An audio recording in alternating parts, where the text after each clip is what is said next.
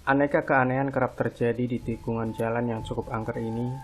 Salah satunya adalah keberadaan hantu Pabaru yang senang menculik manusia.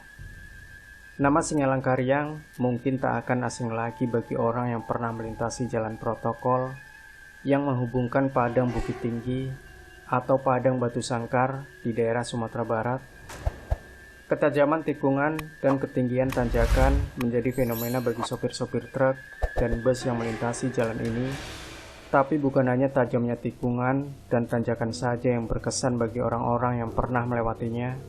Kejadian mistis yang beragam juga bisa dijumpai di sana.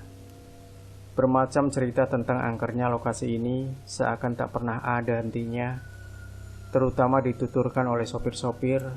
Ada yang mengaku pernah melihat harimau besar penunggu tanjakan.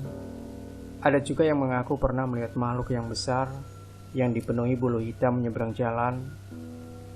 Walau lokasi ini sangat terkenal keangkerannya, buktinya ada juga pedagang asongan yang menjadikan tempat ini sebagai area usaha mereka. Singalangkaryang sebagai halte penungguan bus menjadi tempat mereka menjajakan dagangan. Ada kisah mistis menarik sekaitan dengan aktivitas para pedagang asongan itu. Salah seorang di antara mereka pernah disekap selama 3 malam oleh Pak Buru, hantu yang terkenal di daerah itu. Nah, penulis memaparkan kisahnya seperti berikut ini. Kerasnya tuntutan hidup membuat kami melupakan rasa takut. Beberapa orang di antara kami pedagang asongan jarang yang berani turun di lokasi Singalangkaryang pada malam hari. Dari 70 orang yang biasa berjualan di lokasi itu pada siang hari, cuma ada 4 orang yang mempunyai keberanian untuk berjualan pada malam hari. Salah satu dari keempat pengasuh itu adalah Dedi Rahmat. Entah datang dari mana keberaniannya, dia seperti tak pernah terpengaruh dengan cerita-cerita yang beredar di Singalangkaryang.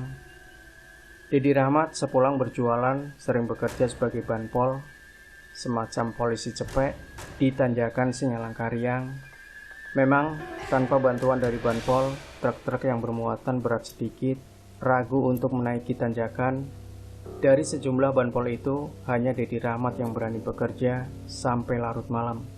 Merasa bekerja sebagai banpol lebih mendatangkan hasil, Dedi meninggalkan pekerjaan lamanya sebagai pedagang asongan.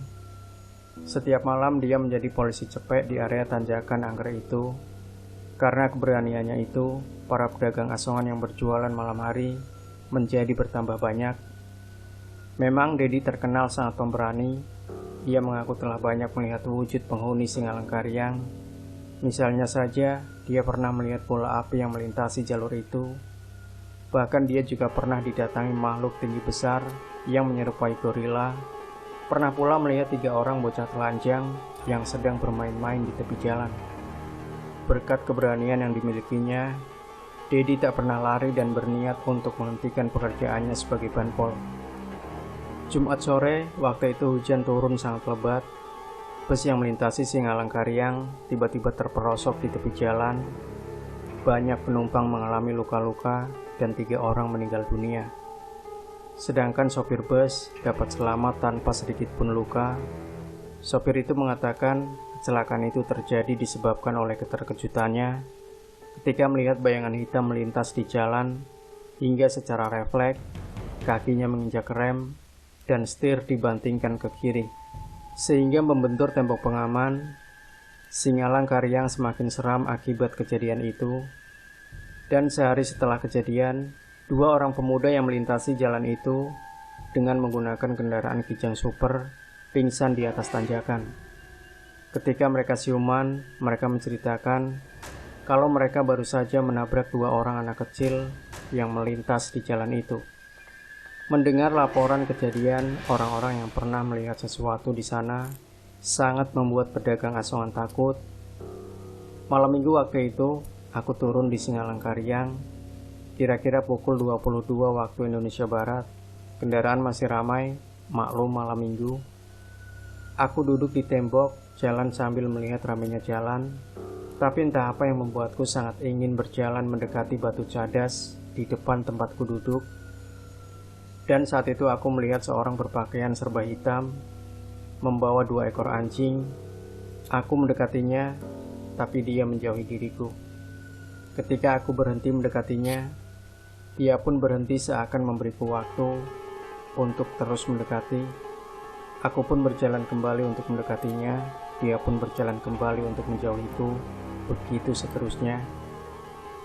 Entah berapa jarak yang aku tempuh untuk mengikutinya, aku tak tahu pasti. Yang jelas, dalam perjalanan itu, aku banyak melewati rumah-rumah mewah, bagaikan melintasi sebuah kota besar. Padahal dalam keadaan normal, di tempat itu tidak ada rumah mewah, dan tempatnya juga cukup sepi.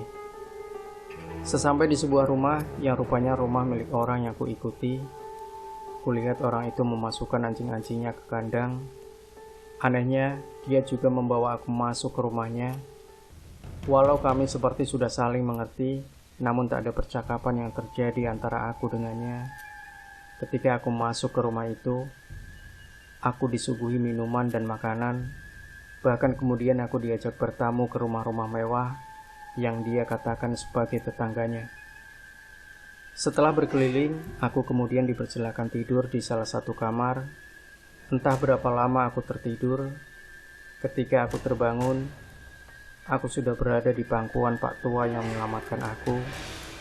Pak Tua itu telah menemukanku tidur di atas dahan kayu yang tak terlalu besar untuk menahan tubuhku. Pak Tua yang kemudian ku ketahui bernama Pendi Hatik Marajo itu mengatakan bahwa ia menemukanku ketika hendak mencari daun untuk ramuan obat. Dia melihatku tertidur di atas dahan kayu dengan pulasnya. Karena telah mengerti apa yang telah terjadi, Pak Pendi segera memanjat pohon itu dan membawaku turun. Dengan keahlian yang dimilikinya, dia membaca mantra untuk membebaskan aku dari pengaruh setan. Aku menceritakan apa yang bisa ku ingat kepada Pak Pendi tanpa satu pun yang tersisa. Pak Pendi memberiku ramuan yang harus kuminum untuk membersihkan perutku dari jamuan setan yang telah termakan olehku. Kemudian Pak Pendi menceritakan kepadaku kalau yang telah membawaku itu adalah hantu Pak Buru. Pak Pendi juga mengatakan kalau aku bernasib mujur karena orang-orang yang telah dibawa berhari-hari tidak dapat ditemukan kembali. Bulu kuduku merinding mendengar cerita Pak Pendi barusan. Rupanya aku telah dibawa selama 3 hari 3 malam dan telah banyak memakan ramu-ramuan setan itu. Semenjak kejadian itu, aku berubah total. Aku tak punya keberanian lagi. Aku tak punya keberanian lagi untuk berjualan malam, apalagi bekerja sebagai banpol di Singalangkaryang. 3 bulan setelah kejadian itu, tepatnya ketika 2 hari memasuki bulan suci Ramadan tahun 2003, Dedi yang terkenal dengan keberaniannya kerasukan setan di lokasi Singalangkaryang itu.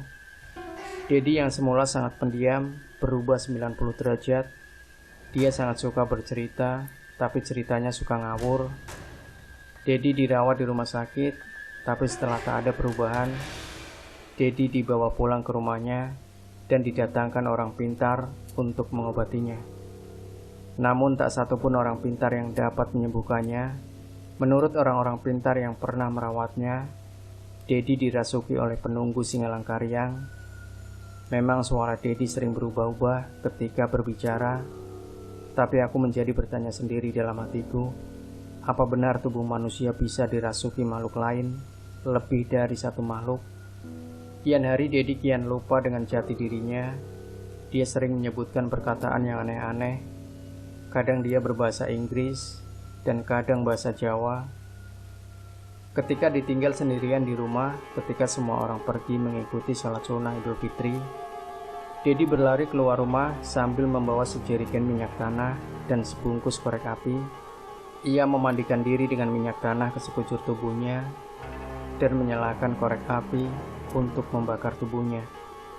Api segera membakar tubuhnya. Tetangga yang melihat api yang berjalan segera berupaya memadamkannya. Ketika tahu kalau Dedilah yang berada di balik api tersebut, api dapat dipadamkan dan Dedi tersungkur jatuh dengan badan melepuh. Dedi dilarikan ke rumah sakit yang berada di kota Bukit Tinggi. Kemacetan jalan karena ramainya kendaraan di jalan di hari Lebaran itu membuat aku dan kawan-kawan menangis menahan haru mendengar suara erangan kesakitan yang keluar dari mulut Dedi. Kami sangat membayangkan apa yang telah terjadi pada Dedi, padahal dia seorang pemberani dan bertanggung jawab. Demi menghidupi keluarganya, dia menghapus rasa takut di hatinya. Hampir 1 tahun aku tak berani untuk menceritakan peristiwa yang pernah kualami. Keangkaran Singalang Karyang yang sebelumnya hanya kuanggap hanya cerita untuk menakut-nakuti saja, tapi semuanya telah aku alami. Ditambah lagi, aku harus kehilangan Dedi yang mati secara tragis akibat membakar dirinya sendiri. Aku menuliskan semua ini setelah mengumpulkan keberanianku. Aku merasa semua ini lebih baik diketahui banyak orang untuk menghilangkan kesombongan seperti yang kami alami selama ini.